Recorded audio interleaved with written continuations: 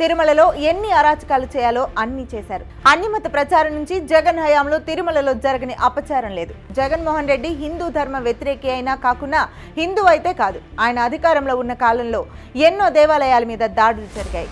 నమస్తే, తెలుగు న్యూస్ కి స్వాగతం. నేను రూపానాథళ్ళ. జగన్ హయాంలో తిరుమల పవిత్రతకు ఎంత భంగం కలిగించాలో అంతా కలిగించారు.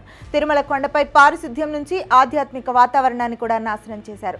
తిరుమలలో ఎన్ని అరాచకాలు చేయాలో అన్ని చేశారు.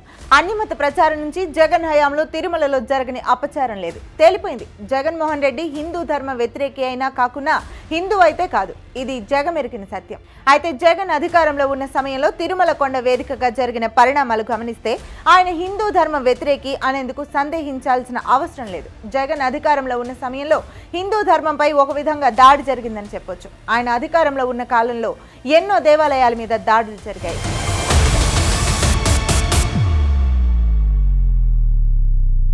ఎక్కడెక్కడ దేవుని ఆస్తులు అన్యాక్రాంతమయ్యాయి. చివరకు ఏడుకొండల వెంకన్న దేవుని సన్నిధిలో అన్యమత ప్రచారం జరిగింది.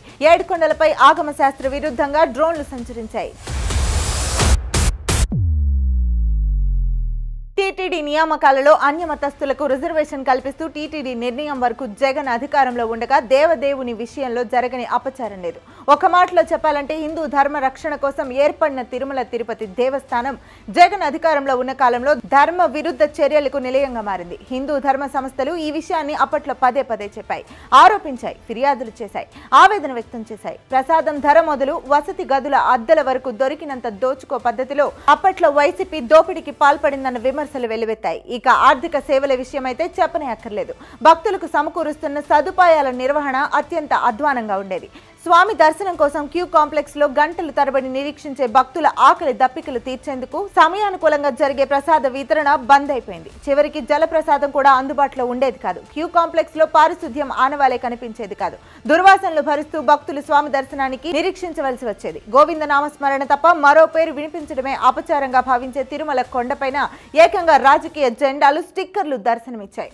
ఇవన్నీ అందరికీ తెలిసినా అందరికీ కనిపించిన విషయాలు. కానీ అంతకు మించిన అపచారాలు కూడా జగన్ హయాంలో తిరుమల కొండపై జరిగాయని ఇప్పుడు వెలుగులోకి వచ్చింది. లడ్డూ ప్రసాదం కూడా అపవిత్రం చేశారు. వైసీపీ అధికారంలో ఉండగా తిరుపతి లడ్డూ ప్రసాదం నాణ్యత నాసిరకంగా తయారైందని భక్తులు పెద్ద ఎత్తున ఆరోపణలు గుప్పించారు. అందుకు కారణమేంటో ఇప్పుడు బయటపడింది. స్వచ్ఛమైన ఆవు నెయ్యి వాడాల్సిన తిరుమల లడ్డూ ప్రసాదంలో జంతువుల కొవ్వును గత వైఎస్ఆర్సీపీ ప్రభుత్వం వాడింది. ఆ విషయాన్ని ముఖ్యమంత్రి చంద్రబాబు కూటమి సమావేశంలో చెప్పారు.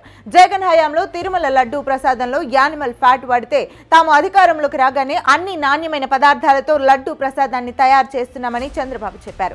తిరుమలలో గత 5 ఏళ్ల కాలంలో అత్యంత ఘోరమైన పనితీరు ఉండేది. ఆధ్యాత్మిక వాతావరణం అసలు కనిపించేదే కాదు. ఇప్పుడు తెలుగుదేశం కూటమి ప్రభుత్వం వచ్చాక ఒక్కటొక్కటిగా అన్నింటినీ దారిలోకి తీసుకొచ్చారు. పారిశుద్ధ్యం, భక్తుల సౌకర్యాలు, క్యూ కాంప్లెక్స్లలో ప్రసాద వితరణ, జల ప్రసాదం అందుబాటులోకి వచ్చాయి.